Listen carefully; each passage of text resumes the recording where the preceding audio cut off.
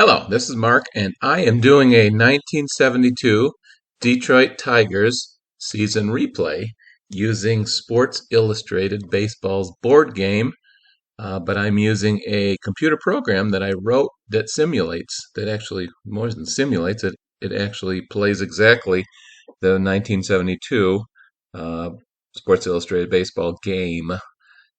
Couple of t small changes. Um, if you know Sports Illustrated Baseball board games, you know there's only 3 years that they had them, 1970, 71, and 72. And each year they changed kind of the format of the game. In 1970, they had team charts that had two folds and kind of they were color, but they were kind of weird colors, not the greatest. 1970 is the format that you see here. In 1972, they went to these little paper cards, which were, not nearly as nice as the previous 2 years. But I like 1971 format the best, so that's how I program my game to play, even though that it didn't look exactly like this. And the 1972 game looks different than this, but I like this better, so that's what I use. Also, in 1972, for some reason, they only gave us 13 batters and 7 pitchers. So, in order to do a season replay, it's better to have more players so you don't have to play your better regular players more than they actually played in the regular season. So, I added 2 players and 3 pitchers to each of the team. And you can see the Tigers chart here. The last 2 players, Paul Giada and Tom Haller, did not come with the game. So I created their numbers, their data, using a spreadsheet that's out there that is available for people to use, which is a very nice spreadsheet.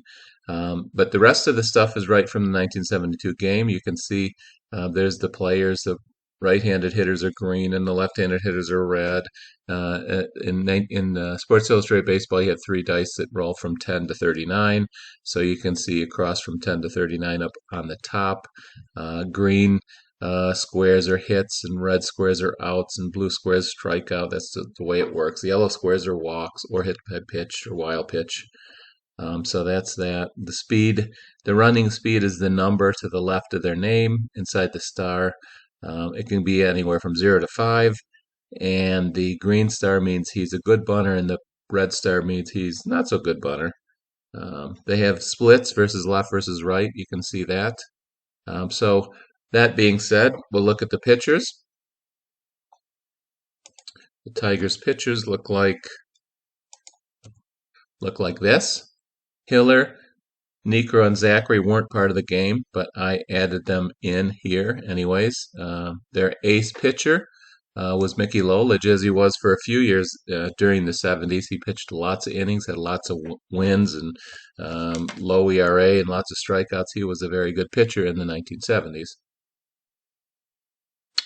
Okay, so let us get right into the final game of the season. Let's see where we are in the standings. The Tigers won the East in 1972 by only half a game over the Red Sox, so they are playing much better than they played in 1972 actual season. And down in the West, it's not exactly coming out the way it was in the actual year either, because the Oakland Athletics won the Western Division and the playoffs against the Tigers, and they won the World Series.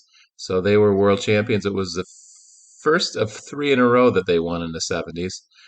So in this replay, they're not going to win the Western Division, so that's a little different than it worked out. So let's go ahead and play the final game. So in my program, I can play a whole season for one team, and that's what I'll continue doing. And they give me each game. There's the date that it actually happened, October 4th, 1972. There's the 2 teams, their records in the season that we're playing right now. Their managers in 1972 were Casco and Martin. Here were the starting pitchers for the last game. In the last game, in real 1972, the last 3 games were between the Tigers and the Red Sox. And after the Tigers won the first 2 games, they had clinched the American League Eastern Division. So this last game that we're playing right now really didn't have any effect on the winner of the Eastern Division, because that was already decided in the second game, the first and second game. So here are the starters that actually started the game, and then it shows you the actual starting lineups for game 154. Oh, no, 156. This was a strike season. This was the first strike season, and they lost the 6 games in the beginning of the year. They just kind of didn't play them, and then they started when the strike was finished up. So here's the starting lineups for the Red Sox. Here's the starting lineups for the Detroit Tigers in this final game. That didn't matter. They didn't have their starting catcher start. Third baseman Rodriguez didn't start. Left fielder was Gates Brown instead of Willie Horton. So some of the players were being rested, but not all of them. Sports Illustrated Baseball, Air, they have a way of doing defensive outs based on the total defensive ratings of all the players. And in this case, the Red Sox total defensive rating was 9 based on the starting lineups, which means that if their pitcher rolls a 10, that's an automatic out by defensive play. And the Tigers were plus 20, which means if the Tigers roll 13, then that's an automatic out. So I will go ahead and say yes to the dice rolls. Sometimes this game lets you look at them or not look at them. So here we go in the beginning of the game. And my program is, it shows you the field of the home team. It shows you who's coming up next to bat. So Kennedy's at bat right now. Benitez, Cater, and Gagliano will follow in the Red Sox batting order. It shows you the statistics up to date in the replay. So Kennedy in these season replays batting .212 with 3 homers and 23 RBIs. And from that, I will go ahead and start rolling the dice. So this game, you roll the dice for the pitcher, and he might determine the outcome of the play, or he might not. And if he doesn't, then you roll the dice again for the batter. You can see those colorful 2 lines up there. What those are the pitcher who's on the mound right now, right-handed pitcher Joe Coleman, and that the second line is the line for the batter John Kennedy against a right-handed pitcher. So we'll go ahead and roll the dice for the first time. We roll a 15. That's a defensive out play, but the Tigers needed a 13 based on their defense, so that will go through to the batter to roll the dice. So the batter rolls a 32, and you can see in my program the little white box highlights where on the batters and pitchers lines these numbers come up. So it was a D for the pitcher, and it was a blue box for the batter, which is a strikeout. So the little box shows the result of the play as a strikeout. If the colorful box is on the left side of result of play, that means it came from the batter. If it's on the right side, that means that the result came from the pitcher. That's just how I programmed it. So next batter is Juan Benitez. We roll another 15, and he rolls a 35, which is another strikeout. So Coleman strikes out the first 2 batters. And Danny Cater comes up. A 32 from Joe Coleman is a green box, which is nothing. So we go on and roll it for the batter, which is a 14. You can see that's a bloop single there, the 1. Right next to it is a home run. All right, Cater's on first base. He's a 0 runner.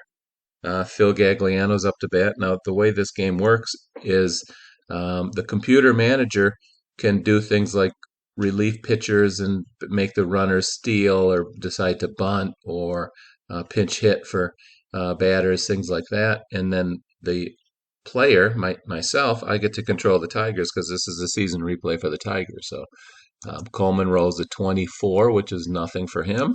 And then a 10 is a double. A 2 double is advance 2 bases.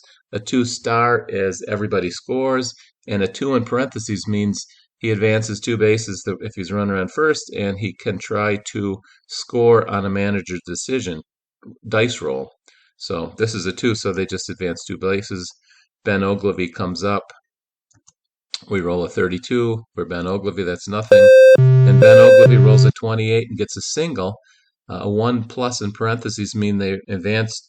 The runner on second scores, the runner on third scores, and the runner on first goes to second and can go to third on a manager's decision. But there's nobody on first, so the 2 runners just score, and Boston's up by 2. And there's a 36 for Coleman, which is nothing, and a strikeout for Rick Miller. So The Red Sox score 2 runs in the first inning. Tigers come up. You can see McAuliffe, there's his stats so far, 268 and 6, 39 RBIs. Patton rolls a 21 and he gets him out on a strikeout. You can see the blue box on the top row as a white circle, which means that's where 21 is. You can see the 10 through 19 are the first section, then 20 through 29 is the second section, and then 31 through 39 is the right side section. So Ike Brown comes up. Ike Brown rolls a 14 and gets a single. So there's Ike Brown at first base. Gator Browns comes up. There's a nothing from Marty Patton. He rolls a 14, which is a G, which is a force out. So Brown is out. Ike Brown is out at second, and Gates Brown is on at first. Stormin' Norman Cash comes up, a 15, and a 23 for him is a strikeout. So that's the end of the first inning, 2-0. Carl Yastrzemski. All right, an X on the pitcher is a pitcher's X chart, which you roll the dice again and you determine whether it's a pass ball, wild pitch, or hit by pitch or balk. And that yellow line on the left is the pitcher X data from the game itself. So I have to roll the dice again to see what the result was. I roll it again, it's another 38, and it's a wild pitch, but since no one's on base, it's nothing. So we roll the pitcher again, it's 32. That's a nothing from Coleman. A 33 is a fly out for Yastrzemski. Bob Montgomery comes up at 15, and then a 35 is a strikeout. Marty Patton, the pitcher, is up. There's another 38, so we have another pitcher X. This time we roll an 11 on it. At 11, you can see is the second from the top, because 10 is the top and 39 is the bottom. So that's a wild pitch, but nobody's on base, so it doesn't matter. Just went back to the screen and pitching again to the batter. 24 is nothing. And a 32 for Marty Patton is a strikeout. So end of the second. Top of the second is 2-0. Willie Horton leads off. Another 38 for the pitcher. 36 is a balk, but again, nobody's on base. 24 is a nothing from Patton, and the 36 is Willie Horton's fly out to pop out. Mickey Stanley comes up. There's nothing from Patton. 37 for him is a single. So Mickey Stanley's on first base with one out. Tom Haller comes up, a 31 from Patton. And then a 13 for Tom Haller is a double. So we got second and third with Steady Eddie Brinkman up. 30 from Patton. All right, here's a manager's decision. And I'll make a little comment here because it happens to be showing exactly what it is. I did make one slight modification to how the game is played. And my modification is on these manager's decisions. If the decision is advance a runner another base on a hit, and if there's I take that back. I will say no to Haller scoring. So Mickey Stanley scores a run, and Haller stops at third base. But what I was saying is that if it's 2 outs and it's a hit that he's advancing on, then I increase the running speed by 1 because with 2 outs the runner would be running on a hit, and the runner would be slightly holding if there's 1 or 0 outs to make sure the hit is a hit before he takes off. So the advantage of 2 out hits are that the runner is running right on contact, so he should have better chance of advancing the extra base than a runner on 1 or 0 out. So that's the one change that I made to the game. All right, a 32 for Marty Patton is nothing. Maybe we tie the game. Joe Coleman comes up. Coleman pops out. He rolls a 32. Dick McAuliffe with 2 outs. Here's a 14. That's a nothing from him.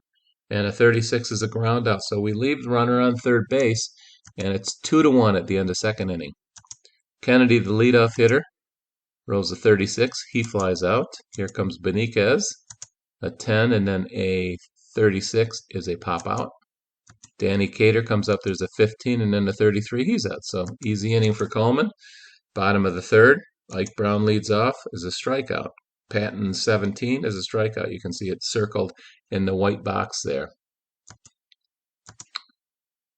All right, a 25 for Patton is a walk, so Gates Brown goes down to first base. Norman Cash comes up, a 23 is nothing, and a 13 is a double. So Gator Brown goes over to third. We got Cash at second, and Willie Horton up with 1 out. There's a nothing pitch from Patton. Okay, here we go with the manager's decision. So the decision is that the batter, Willie Horton, got a sacrifice fly in parentheses, which means the runner on third scores, and any other runner has a chance of advancing on a manager's decision. So it says there that Gates Brown has scored, and do I want Cash to try to go to third? Cash is a 0 runner, so I'll say no to that. So Gates Brown scores, Horton is out, Cash stays at second, and there's 2 outs for Mickey Stanley. Mickey Stanley gets walked by pitcher Marty Patton. Here comes Tom Haller. Haller has a 37, and then he grounds out with a 36. So here we go to the top of the fourth. Gagliano leads off, 22. 22 for Joe Coleman is a K. A K on a pitcher means if it's anything but a hit, any other kind of out, then that out turns to a strikeout. So let's see what happens. It was a hit, so the K didn't really make any difference. So Phil Gagliano leads off the inning with a base hit. There he is over at first base. 13 is my number for my Tigers for automatic defensive play out. Outstanding fielding. So that's always a G, which is a ground out force play. So Gagliano's out, and Ogilvy's on first, and Miller's up, and there's a 33, and then a 34 is a strikeout for Rick Miller. Yastrzemski comes up with a 21. There's nothing from Coleman, and 36 for Yastrzemski is a ground out. So that's the end of that inning. Bottom of the fourth, I'll speed it up a little bit here. Brinkman rolls a 13 and leads off with a double. Here's my pitcher, Joe Coleman, so obviously I'm going to try to bunt. So one of my options is the manager. You can see the yellow box. I can do B, S, Q, P, R, D, W, or spacebar. B is bunt, S is steal, Q is pinch runner, P is pinch hitter, R is relief pitcher, D is defense change, W is intentional walk, and spacebar is to swing away. So I will hit B. There's the bunt for a good bunter. Joe Coleman has a plus by his name. That's how I indicate a good bunter. If he's got nothing, then he's a bad bunter. So I'll roll the dice for Joe Coleman's bunt attempt. He rolls a 36, and you can see on the bar on the left that that's a pop out for, even for a good bunter. So he fails at his chance to move him up. So Dick McAuliffe comes up. McAuliffe grounds out with a star, which means runners move up. So Brinkman's at third for Ike Brown. Ike Brown's out 38. This is good for the Tigers. Marty Patton has got an X, so he's got to roll it again to see what it is. It turns out to be a 14 wild pitch. There's a runner on third, so he scores. So Brinkman comes in and scores 3-2 Tigers. Ike Brown comes up. He strikes out. All right, here we are, top of the fifth. Bob Montgomery, the catcher, leads out with a fly out. Here we go, 14 from Coleman, and then a 26 for Patton. He's out, strikeout. And then we got a 15 from Coleman and 11 from John Kennedy. He doubles, so they got a runner on second. Beniquez is up. We will go ahead and pitch to Beniquez, which is a nothing pitch, and Beniquez grounds out. So we got through top of the fifth. Now the bottom of the fifth. Gates Brown leads off with a ground out. Norm Cash comes up, and he does a strikeout. And then Willie Horton comes up, and Willie Horton gets a 13 from the pitcher, and he rolls a 32 and flies out. So let me show you how to do defense change. All you do is hit D, and there's my defense right now. I'm going to go ahead and change Gates Brown. So 3 is the one I want to change. I want to bring someone to the bench, so I hit 0. I have Al Kaline on the bench. He is a 10 defensive player, so I'm going to bring him in play left field. Now I can look at defense. Now you can see my defense total is 30 instead of what I started with 20. Now defense is out is 11 or 12 instead of just 13. So I improved my defense here with that change. Danny Cater leads off. He is a pop out. Phil Gagliano with 23. Coleman walks him. Ogilvy comes up and he rolls a 27, gets a single, 1 base advance for Gagliano. Rick Miller, 32-31 is a single. There's a single with a star, so Gagliano scores, ties the game. Yastrzemski comes up. Bottom of the sixth, 3-3. Um, um, um, um, um, let's play the percentages. Lefty, lefty, righty, righty. I'll bring in a reliever. I'll bring in my lefty reliever. I got lefty reliever. I got John Hiller or Fred Sherman. I'll bring John Hiller in to pitch to Yastrzemski. You can see the top line's change, and so do the bottom line, because now Yastrzemski's batting against a left-handed pitcher. Hiller rolls a 32. There's nothing. Yastrzemski rolls a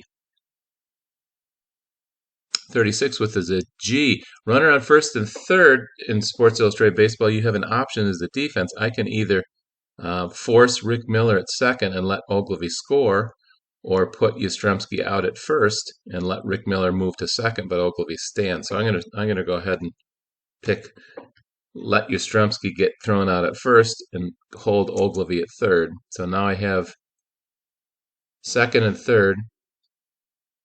Their pitcher's coming up after Bob Montgomery, so I'm going to intentionally walk Bob Montgomery to W, put him on first, and there's Marty Patton coming up. My guess is they're going to probably pinch hit for him. Oh, they don't.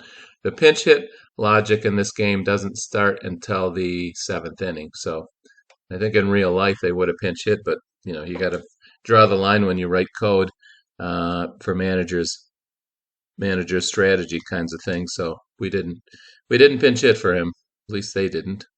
37 and then 17. So lack of pinch hit worked out for them as Marty Patton reaches base on an error and they take the lead 4-3. John Kennedy comes up. We walk John Kennedy. So John Hiller's not exactly closing the door. See if we can get this guy out. Benitez rolls a 22 in singles. 2-runner score. It's now a 7-3 game. I think that's enough for John Hiller. Let's bring in a different relief pitcher. We will bring in, let's see, how about right-handed pitcher Chris Zachary. Rolls a 27. The strikeout victim was Danny Cater. So get out of the inning, but they score 5 runs. It's now 7-3. Mickey Stanley is the leadoff hitter. He will fly out. Here's Tom Haller, the catcher. It's our backup catcher. So he's a 30 and a single for Haller. He's on first base. Here comes Eddie Brinkman. Eddie Brinkman is a 30 and then another 30 as a double play. So that's the end of the 6th inning. We'll leave Chris Zachary in for another inning. He rolls a 20 and gets Gagliano out. He doesn't even get to roll the dice. Ben Ogilvy. There's a 33, and then the 35 is a strikeout of Ogilvy. Yastrzemski comes up. A 12. Remember, our defensive play made 11 and 12 our outstanding fielding out. So luckily, Zachary rolls a 12 and gets Miller out. Here's the bottom of the 7th. We will pitch hit for Chris Zachary, our pitcher. Here's all the batters on the Tigers against whoever the pitcher is, right-hand pitcher, I think. So we will pick Jim Northrup, a left-handed pitcher, a left-handed hitter against right-handed pitcher Marty Patton. Patton draws a 22. Oh, look at that. Good decision. And the pinch hitter picked Jim Northrup. He rolls a 10. He gets a double. So we got a runner on second, nobody out. 4 runs down. There's a ground out, which is going to move Northrup to third. Ike Brown comes up, 34, and he strikes out. Al Kaline comes up. He's now in the game. Kaline rolls a 39, which is an error on the Red Sox. So we got a run back on that one. Norm Cash comes up. A home run would be nice, but he strikes out. 7-4. Since we pitch it for our pitcher, we have to bring in a reliever. We'll bring in Tom Timmerman, starter reliever on the Tigers that year. He's a righty. He's pitching against Yastrzemski. Rolls a 22, and then a 26 is a fly out. Montgomery comes up. There's a 23. And a 35 is a strikeout for him. Marty Patton, now with the lead, 7-4, he will go ahead and bat. He's going to apparently go for the complete game. 26 and a 33. So here we go, the bottom of the 8th. Now the logic that for managers' strategy decisions on pitchers are you add up runs and hits and walks, and if it gets to be a certain number, then the pitcher gets relieved. So far he's got, it looks like 4 runs, 8 hits that the Tigers have. I don't know how many walks he's got. He might be getting close to getting pulled out based on that logic. So we will see if the Tigers get another hit. Maybe he comes out. There's a strikeout of Horton, 34. There's a single from Mickey Stanley. So Tom Haller comes up. Tom Haller will ground out into a force play. Eddie Brinkman comes up, and Eddie Brinkman gets a single.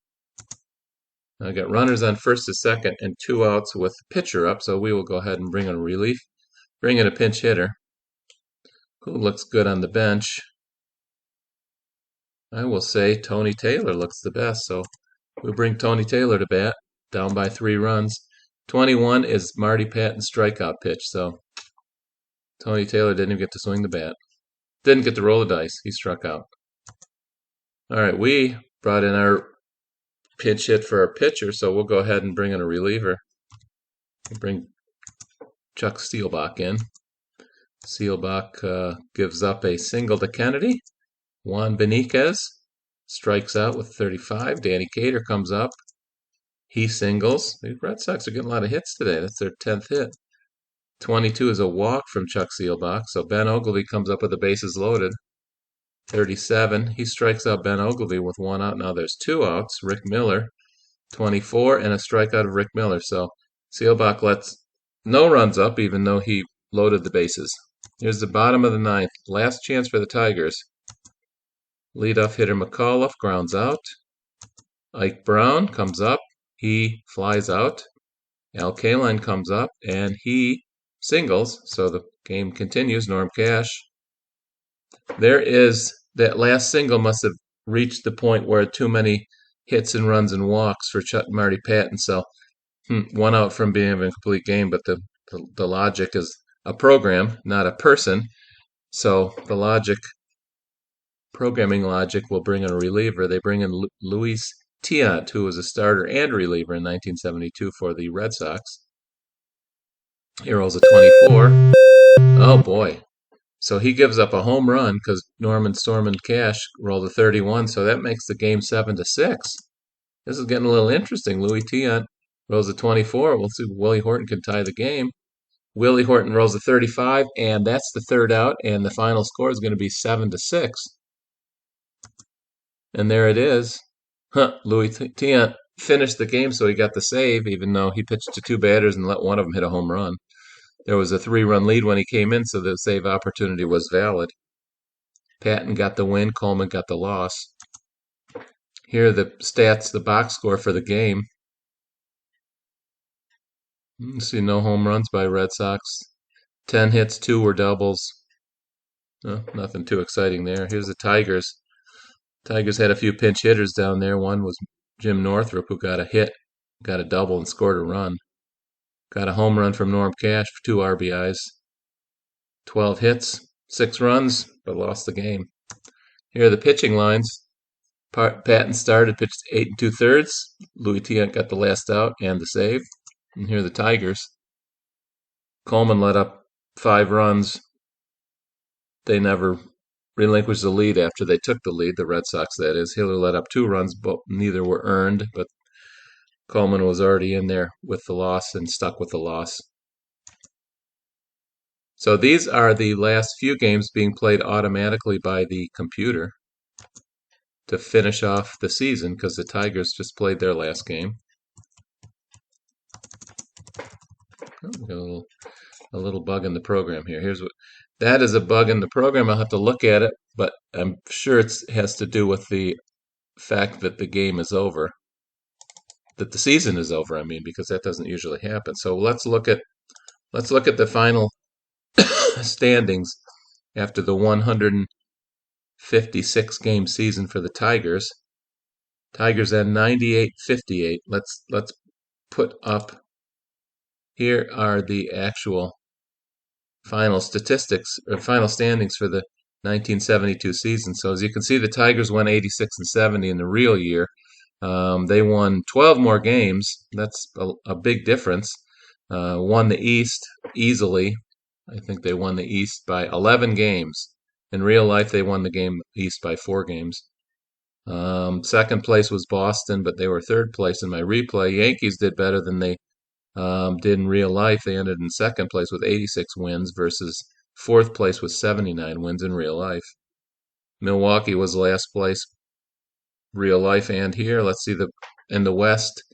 Oakland was supposed to win it by 5.5 games. Instead, Chicago White Sox won 94 games instead of 87 and won the West by 2.5 games. Minnesota came in third. California and Kansas City swapped positions, and then Rangers were last place. So let's now look at the Tigers' batting. Tigers' final batting statistics and see how they compare to real life. Here are my replay numbers. Here are the actual numbers of the Tigers. Well, let's first look at at-bats. You can kind of see they line up because we use the same starting lineups. A few more at-bats. Rodriguez had 610 in the replay at 601 in real life. Brinkman had 511 in the replay and 516 in real life.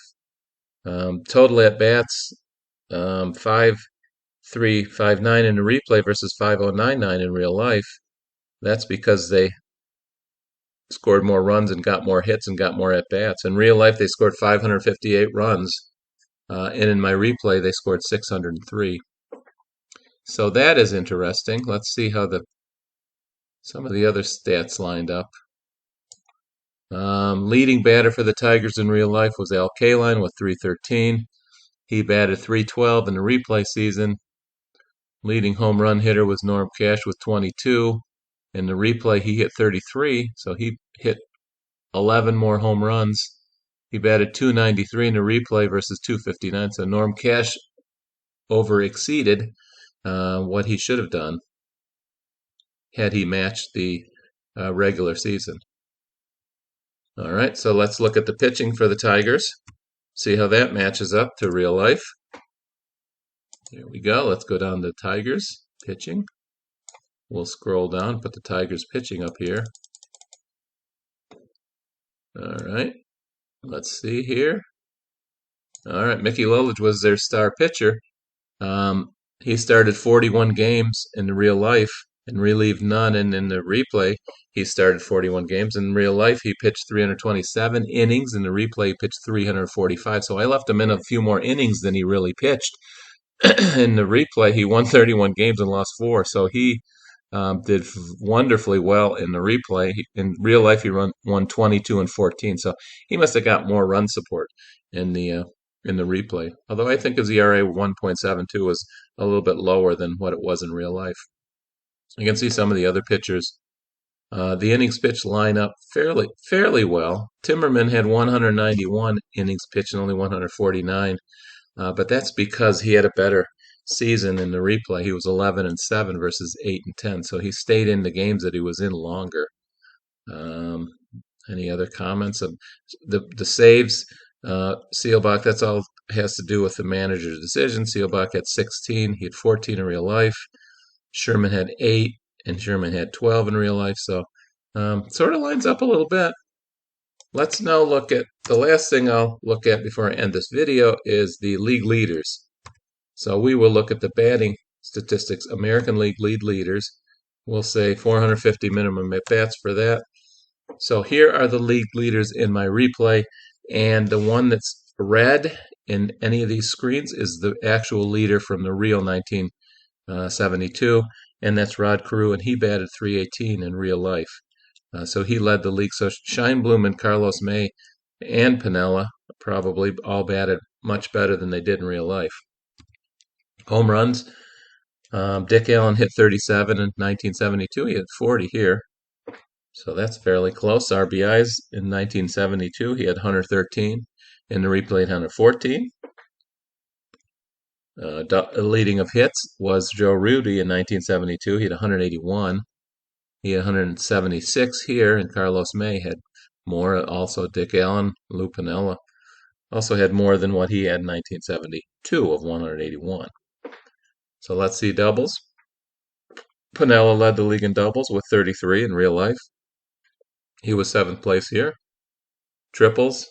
Leader of triples in 1972 was Carlton Fisk and One other player both had 9. Neither of those players made the list, so triples didn't work out the way it did in real life. Stolen bases, Bert Campaneris stole 52 and 43. He stole in the replay.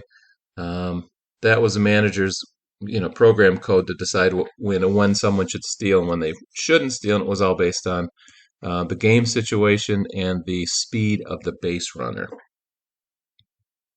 So runs scored in real life. Runs scored leader was um, Bobby Mercer. He scored 102 runs in 1972. He didn't make the list here. Dick Allen scored the most runs in the replay. Let's look at the slugging percentage, and it's Dick Allen. Dick Allen here in the replay 595. In real life, he was 603. So that's pretty close. Then that's slugging again. Then the last thing I can look at is MVP candidates, and there they are. And this is just the replay season. Who had the good average? Who had a lot of home runs or a lot of RBIs? So Dick Allen was the actual MVP with 37 home runs, 113 RBIs. I'd say he's probably MVP here. Batted 311 and had the most home runs and the most RBIs. So I deem him MVP of my replay season. Now let's look at the pitchers. American League pitchers. Start with earned run average. Let's say we have to have 200 innings pitched. So earned run average in real life was Luis Tiant with 1.91. Here it's Gaylord Perry with 1.23. So Perry and Lolich had really good years. Let's see. Innings pitched in real life is Wilbur Wood. He pitched 376 innings. Wow. Nobody's going to do that anymore in Major League Baseball. Here in the replay season, he pitched 383, so he pitched a few more innings in the replay season than he did in real life, but he was the leader, both real life and replay. Nolan Ryan was also the strikeout leader in my replay season, and he was in real life. He struck out 374 here. In the real season, he struck 329, so he struck out more here than in real life. Let's look at wins. The leader of wins in the real season was 24 wins, and that was Wilbur Wood and Gaylord Perry. They were right up there, but Mickey Lolich, probably because of better run support and a little bit better pitching than in real life, 131 in the replay. All right, let's look at losses. Real life, the losses was Pat Dobson and Mel Stottlemyre with 18 losses each. Here Dobson had 16 and Stottlemyre didn't make the list. Bosman left the league in losses with the lowly Texas Rangers. How about saves? Saves Chuck Seelbach, 16. In real life, it was Sparky Lyle with 35. So my program logic, I didn't write any program that would, in the ninth inning bring in a closer. So my saves are kind of scattered all over the place versus, one player on each team having most of them. Losses, saves. How about games pitched? Games pitched in real life. Paul Lindblad pitched in 66 games, so he pitched in 52 here. And this is just based on, the logic of when a starting pitcher, exceeded the number of hits and runs and walks or was pinch hit for. Reliever was brought in based on how many games each reliever in the bullpen actually pitched. So if someone pitched 100 games in the real world and another pitcher pitched 50 games in the real world, then that 100-game reliever would have a double chance of getting into the game in the replay season. So that's how I did that. And then Cy Young Award winners. Gaylord Perry was the Cy Young Award winner in 1972. He had a very good season here. He had the best ERA. He had 24 wins. But Mickey Lolich is going to be my Cy Young Award winner with 31 wins and a 1.72 ERA. So there we go. Okay, that's it. That's my end of my season, and there's my final statistics or final standings. The Tigers won the East like they did in real life, but the A's did not win the West. I have to figure out if I'm going to play a playoff series or not, and who are they going to play.